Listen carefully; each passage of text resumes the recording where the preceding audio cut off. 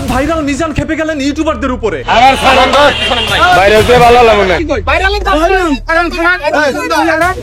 এক পর্যায়ে একটি মেয়েকে ধাক্কা দিয়ে ওইখান থেকে সরিয়ে দিলেন।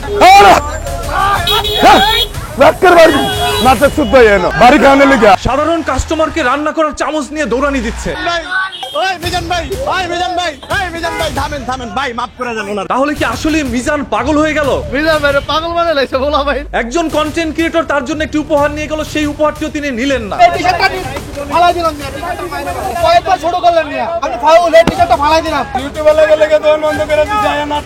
সাকিব খানের চাইতে বেশি জনপ্রিয়তা হচ্ছে এখন ভাইরাল মিজানের।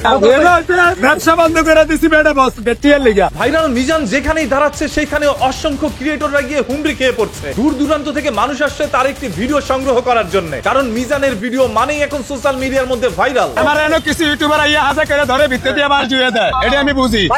ওরা মনে করে ওরাই চালাক, আমরা চালাক না। এক সপ্তাহ আলটিমেটাম দিছি, এক সপ্তাহ পরে যে আইবেন এর যে কি হইব। মিজান ইউটিউবারদের উপরে এত ক্ষিপ্ত কেন? ইউটিউবার লাগে দোকান বন্ধ করে দিছে, আয়া নাটক করে, কাস্টমারের তো ইউটিউবার বেশি। সেইখানে বাদ যায়নি সুন্দরী তরুণীরাও, তারা ওইখানে গিয়েছে শুধুমাত্র ভাইরাল হওয়ার জন্য, কারণ তারা জানে যেখানে আছে মিজান সেখানেই অসংখ্য ক্রিয়েটররা তার পিছনে ঘুরে বেড়ায়, আর সেইখানে যদি সুন্দরী রমণীরা গিয়ে দাঁড়ায় তাহলে তারা সোশ্যাল মিডিয়ার মধ্যে ভাইরাল হতে পারবে। এই ভাইরাল হওয়ার জন্য অসংখ্য মেয়েরা তার জন্য উপহারও নিয়ে যায়। তবে মিজান এই হোটেলের মধ্যে কাদেরকে সুবিধা দিতে চাচ্ছে? এটা হইছে কি আমার সারেগুলো rickshaw driver, van driver, CNG driver হারাইছে আমার স্যার। তিনি চেয়েছিল রিকশাওয়ালা বা সিএনজিওয়ালারা তার এই হোটেলের মধ্যে এসে তারপর তারা খাবে, তবে সেই জায়গায় এখন ধনীর দুলাররা এসে খাওয়া খাই করছে। বড় লোক ভাইয়েরা অন্তত যারা 5,000 টাকা জুতা হিন্দেন হেরা আইয়েন না, আয়া আরো বদনাম কইবেন ক্যামেরার সামনে, আপনাকে মাপ চাই, আপনারা আইবেন না। মিজান রান্না বান্নার ফাঁকে যখন সময় করে সাক্ষাৎকার দিচ্ছিল, এমন তো অবস্থায় কেউ যদি সাক্ষাৎকার তিনি না দিতেন তাহলে তার উপরে সেই সকল ক্রিয়েটররা চড়া হয়ে পড়তেন। আপনাকে একজন একটা ভিডিও করছে, আপনি ভাইরাল হয়ে গেছেন, অনেক বড় কিছু মনে করতেছেন। ওই যে তুমি এই যে আমার লাইভে আইছে দেখছেন ইউটিউবার মিউজিক কইছি দেখছেন। আর এই কারণে আজ মিজান ইউটিউবারদেরকে নাম ধরে ধরে একরকম বাজে মন্তব্য করছে। এই 50,000 যদি আমার ব্যয় হয় তারপরে আপনারা আমারে বাস দিবেন। এরকম সামান্য কিছু কন্টেন্ট ক্রিয়েটরের কারণে সকল ইউটিউবারদের আজ বদনাম। আমার এনে কিছু ইউটিউবার আইয়া হাজা করে ধরে ভিতরে দিয়ে বাস জুয়ে দেয়, কারণ মিজানের সাথে দেখা করতেও বিদেশি ইউটিউবাররাও কিন্তু চলে আসছে বাংলাদেশে। বাংলাদেশের সুশীল সমাজ বা যাদের পকেট ভর্তি টাকা আছে তারা এমন ভাবে মিজানের হোটেলে গিয়ে খাবারগুলো খাচ্ছে, সেই সিনটি দেখলে মনেই হচ্ছে বাংলাদেশের মধ্যে দুর্ভিক্ষ লেগে পড়েছে, যেন কোথাও কোনো খাবার নেই মিজানের হোটেল ছাড়া। মূলত কথা হচ্ছে মিজানের হোটেলে তারা খেতে যায় না, মিজানের হোটেলে যায় তারা শুধুমাত্র ভাইরাল হওয়ার জন্য। তবে ভাইরালিটি কতদিন টিকে থাকবে সোশ্যাল মিডিয়ার মধ্যে, সেই প্রশ্নের জবাব মিজান নিজেও জানে না। আজ মিজানের ইন্টারভিউ নেওয়ার জন্য যারা ওইখানে গিয়ে হুমড়ি খেয়ে পড়ছে, দুদিন পরে এই মিজানের ভিডিওতে যদি ভিউ না আসে কেউ যাবে না মিজানের হোটেলে ভিডিও করতে। কিছু সংখ্যক সুন্দরী রমণীদেরকে দেখা যায় মিজানকে সুন্দর করে ভাত খাইয়ে দিচ্ছে, এটা অনেকেই দেখছেন।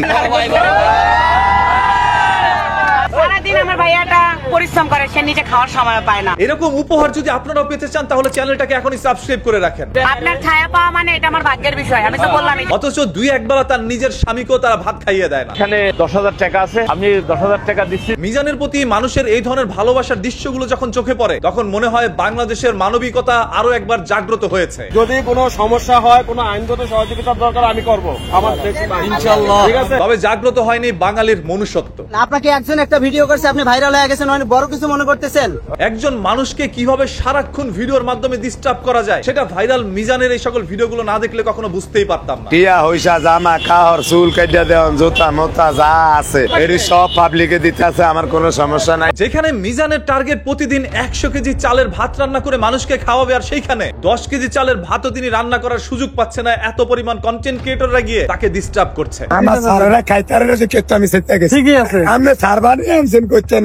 এই হয়রানির হাত থেকে কবে নিস্তার পাবে মিজান, যেদিন এই সকল কন্টেন্ট ক্রিয়েটরের জ্বালায় কাস্টমার আর হোটেলের মধ্যে আসতে পারবে না। একটা সময় মিজানের হোটেলে গিয়ে মানুষ পেট ভরে ভাত খেত, আর আজ মানুষ ভাইরাল হওয়ার জন্য সেই ভাতগুলো থালায় ঠিকই নিয়েছে, তবে তারা খেতে পারে নাই, সেই খাবারগুলো নষ্ট করা হচ্ছে, আর এটা মিজানকে আরো চিন্তায় ফেলে দেয়।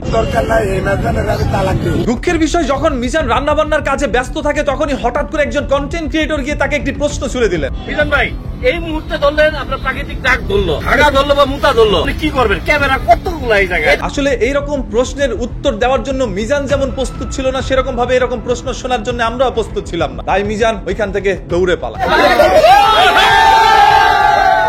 আমাদের বাংলাদেশেরই একজন যুবক মিজানের হোটেলে গিয়েছিল ভাত খাওয়ার জন্য, তবে ভাতের প্লেট না পাওয়ার কারণে সেই লোকটি বলল আমি দরকার হলে 2 দিন হোটেলের মধ্যে ভাড়া দিয়ে থাকবো, তারপরে 2 দিন পরে এসে মিজানের হোটেলে ভাত খাবো, তারপরেও মৃত্যুর আগে আমার ইচ্ছা একটা, আমি মিজানের হোটেল থেকে ভাত খেয়ে তারপর মরতে চাই। আমি 2 দিন নিজের টাকা ভাড়া দিয়ে হোটেলে থাকবো, হোটেলে থাকার পরে মিজান ভাই 2 দিন পর যেহেতু আসবে, 2 দিন পরে আমি আসবো মিজান হোটেলে ভাত খেয়ে।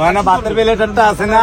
সকল সত্য মিথ্যার আড়ালে হঠাৎ করে একটি সত্য আমাদের নজর কেড়ে নেয়। নড়াল থেকে আসছে ভাই, মানে পাগলের সাহিত্য আইছে আরেক পাগলে। আসলে কথাটি সত্য, এক পাগলকে দেখার জন্য হাজারো পাগলের ভিড় লেগেছে এখন সেই ভাইরাল মিজানের হোটেলে। মিজানের হোটেলে নারী আর পুরুষই নয়, সেখানে কিছু পণ্ডিত রয়েছিল। বাবা মা শিক্ষা দেয় নাই ভাত নষ্ট করা যাবে না। মিজানের গলায় 8 থেকে 20টি মাইক্রোফোন ঝুলিয়ে দেওয়া হয় প্রতিদিন সকালে সূর্য ওঠার সাথে সাথে। সেই মাইক্রোফোন গুলো যতক্ষণ না অবধি মিজান না ঘুমায় ততক্ষণ পর্যন্ত তার প্রত্যেকটি ভাষ্য ওই মাইক্রোফোনের মাধ্যমে রেকর্ড করা হয় এবং ছোট ছোট আকারের সেই ভিডিওগুলো প্রতিদিন সোশ্যাল মিডিয়ার মধ্যে আপলোড করে যায়। হ্যাঁ, এটি ঘর সংসারের তাবিজ, এটি আমার ঘর সংসারের লগে এটে গেছে।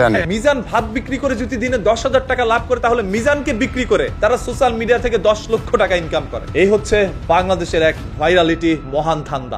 খুব সহজ, ক্যামেরাতে দেখি, কিন্তু এই পয়সাটা ধরার পরে বুঝলাম এটার ওজন কত। দাঁড়াই তো থাকা যায় না আগুনের জন্য। যে মেয়ে কোনোদিন বাসার মধ্যে রান্না করে না, সে আসছে মিজানের সেই চামচটি ধরে রান্না করতে। অন্যদিকে যে মেয়েটি কোনোদিন বাসার মধ্যে পেঁয়াজ কাটেনি, সে আসছে এখানে পেঁয়াজ কাটার জন্য। মূলত কথা, মিজানকে তো সাহায্য করতে আসে নাই, তারা সবাই মিজানকে একটি বড় বাঁশ দিতে আসছে। এই কথাটি আমার নয়, এই কথাটি মিজানের নিজেরই।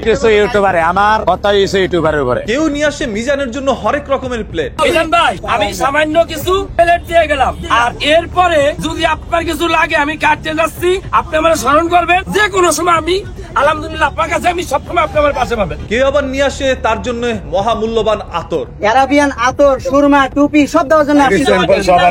কেউ নিয়ে আসে তার স্ত্রীকে সবার সামনে প্রকাশ্যে মিজানের ভাত খাওয়ানোর জন্য।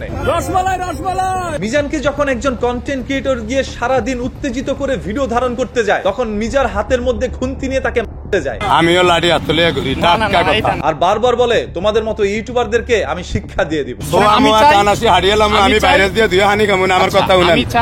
আমি বাইরে যাচ্ছি না, কি হয়েছে এটি আমার মাথায় নাই। এই সকল কিছু সংখ্যক ক্রিয়েটরের কারণে আপনি একজন ইউটিউবারকে বলতে পারেন না। ইউটিউবার আর ক্রিয়েটরের মধ্যে আকাশ পাতাল পার্থক্য রয়েছে।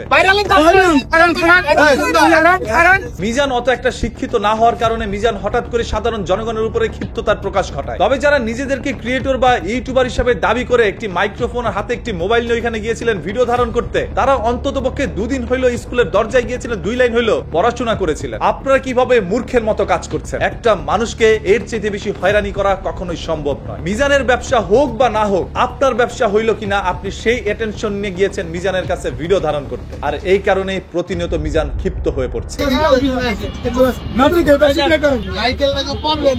একটা সময় মিজানের হোটেলের মধ্যে অসংখ্য রিক্সাওয়ালা, ভ্যানওয়ালা এবং সিএনজিওয়ালা আসতো খাবারের জন্য, আর আজ তারা ওইখানে সুযোগই পাচ্ছে না আপনাদের কিছু ক্রিয়েটরের জ্বালায়। একদিনে যদি 3 পিস গোস্ত লয়ে আলায়, তার মানে আমার হ্যাঁ 300 টাকা আর 200 টাকা শেষ। আমি মিজানকে নিয়ে এতদিন পর্যন্ত কোনো ভিডিও বানাইনি, তবে আমার কাছে মনে হচ্ছিল বিষয়টি মাত্রা অতিরিক্ত হয়ে যাচ্ছে, যার কারণে এই বিষয়টি আপনাদের সামনে তুলে ধরলাম। যদি কোনোভাবে সামহাও মিজান পর্যন্ত এই ভিডিওটি যায়, তাহলে তার কাছে একটি অনুরোধ, এই সকল ক্রিয়েটরদেরকে এখনই সাক্ষাৎকার দেওয়া বন্ধ করেন, আদারওয়াইজ আপনার ব্যবসা চাঙ্গে উঠবে।